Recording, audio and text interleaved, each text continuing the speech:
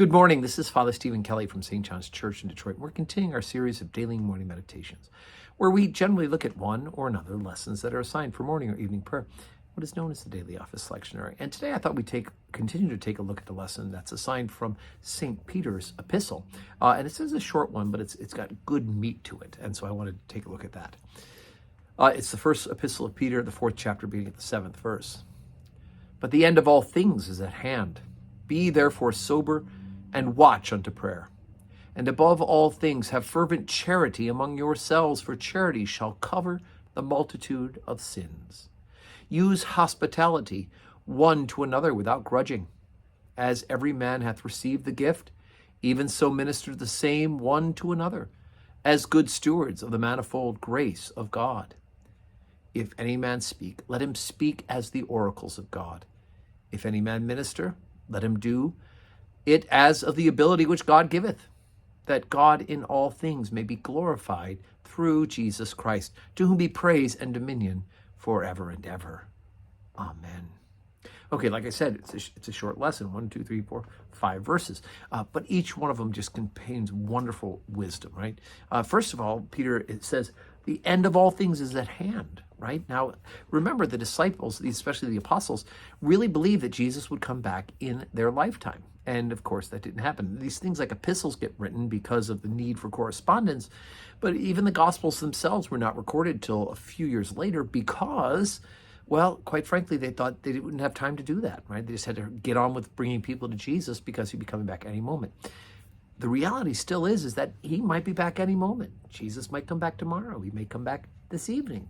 And so with that in mind, we certainly want to continue to be sober and watch for him unto prayer.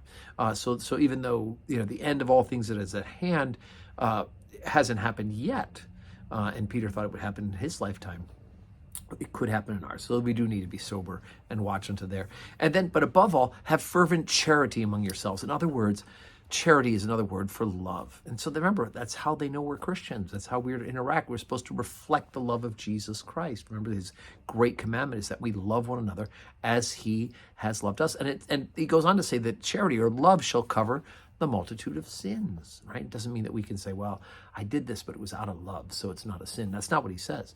What he's saying is if we do things in love, we can in some ways do a propitiation for sin. Not that the sin is, we don't pay for it, right? God is our only mediator and advocate, but the idea that we can try to love one another with so much love that sin becomes so secondary, right?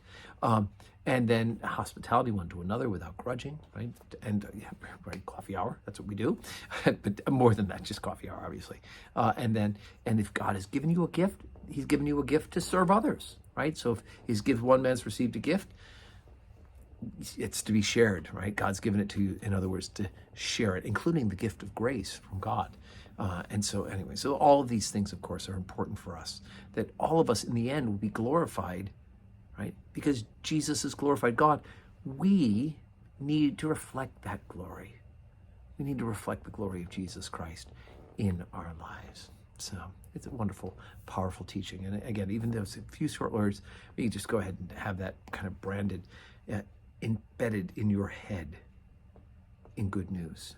Okay, so today's Wednesday, and we've got a weird day today. The Tigers have a daytime game followed immediately by a doubleheader makeup game. So the neighborhood's going to be so absolutely crazy. We're not having 12:15 Mass today, but we will go ahead and jump forward, and we'll look forward to Thursday morning at 9 o'clock. Is when we can do Holy Communion.